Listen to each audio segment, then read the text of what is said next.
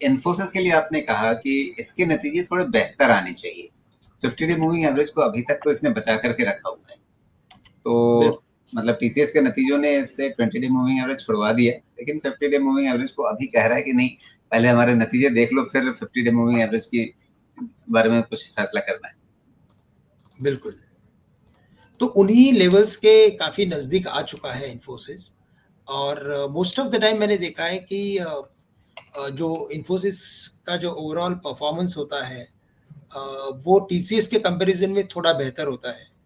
और इस बार भी हमें लगता है कि इन्फोसिस वैसे इंडेक्स के साथ मूव कर रहा था।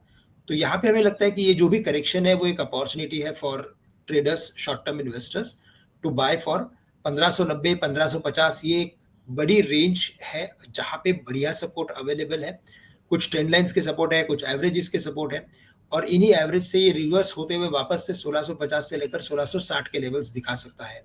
लेकिन मैं बात ये कहना चाहूंगा कि जहाँ पे ज़्यादा वीकनेस होती है या कोई सेक्टर में वीकनेस होती है, वहाँ पे ट्रेडर्स की मैं कहूँगा कि नज़र थोड़ी कम होनी चाहिए, क्योंकि क्या होता है कि इनमें कोई इवेंट की वजह से सेल ऑफ आता है, और जब मार्केट में तेज़ी होती है तो ये काफ़ी मार्केट को अंडर परफॉर्म करते हैं। तो यहाँ पे ट्रेडिंग करने से बेहतर है कि आपका फोकस उन सेक्टर्स में होना चाहिए जहाँ पे मोमेंटम है, जहाँ पे पिछले रैली में यानी पिछले अपटिक में कुछ रैली थी। ऐसे सेक्टर्स को अगर आप फोकस में रखते हो, वॉच लिस्ट में रखते हो, तो उसका फायदा ज़्यादा मिलेगा।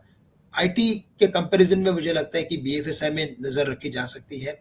साथ ही जी साथ मुझे लगता है रियल एस्टेट स्पेस, वहाँ पे भी हमें फोकस करना ज़रूरी है।